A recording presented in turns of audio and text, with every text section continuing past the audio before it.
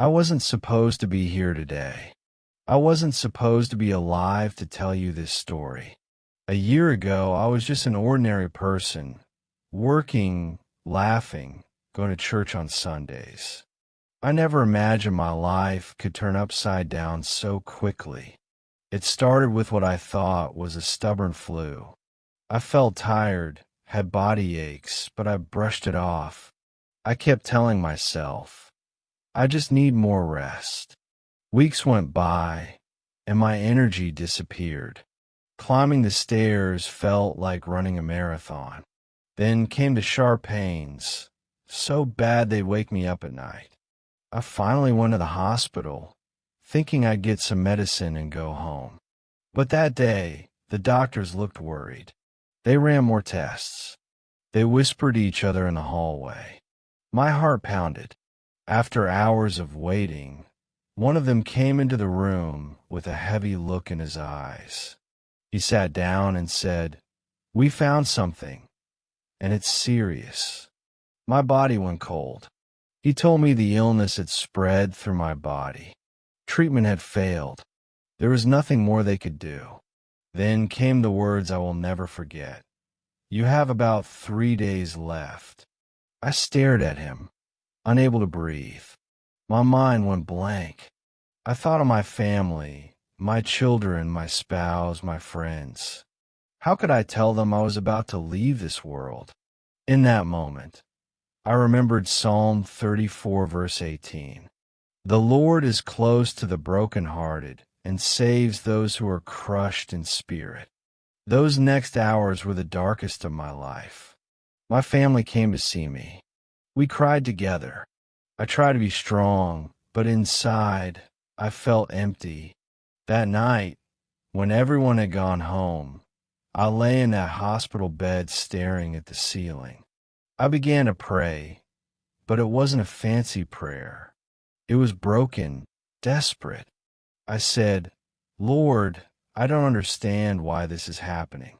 If my time is over, I trust you.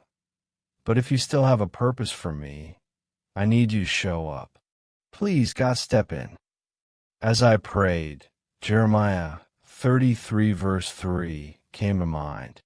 "Call to me, and I will answer you and tell you great and unsearchable things you do not know." I must have prayed until I drifted off. Around 2 a.m., I woke up suddenly. The room was quiet, but something felt different. The air felt warm, almost like sunlight was pouring in, though it was still dark outside.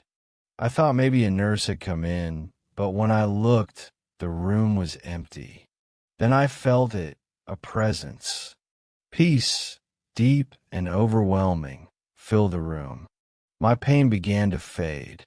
In that stillness, I heard in my heart, not with my ears, but deep inside, "You shall live and not die, and declare the works of the Lord." Psalm 118, verse 17. Tears poured down my face. I knew it was God speaking to me. The next morning, the doctors came in for their usual checks. They stopped mid-sentence, looking at the monitors. My oxygen levels were better. My heart rate was steady. They ran tests, and each result was better than the day before.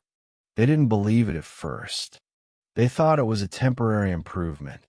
But every day, I grew stronger. My appetite came back. My pain was gone. On the 12th day, I walked out of that hospital completely healed. No treatment, no surgery, just a miracle. The doctors called it unexplainable. I call it God's mercy. Exodus 15, verse 26 says, "For I am the Lord, who heals you." Friends, I don't know what you're facing. Maybe the doctors have told you it's over. Maybe your situation feels impossible. But I am living proof that God can turn a death sentence into a testimony. If He could heal me when I had only 3 days left, He can do the same for you. Remember Luke 1 verse 37. For with God, nothing will be impossible. All you have to do is call on His name, believe, and trust that His plan is greater than any diagnosis. If this testimony has encouraged you, please share it so others can be reminded that God still works miracles today. And if you have your own testimony, write it in the comments. Your story could inspire someone else's faith. Kindly support us by liking and subscribing to the channel. Stay blessed.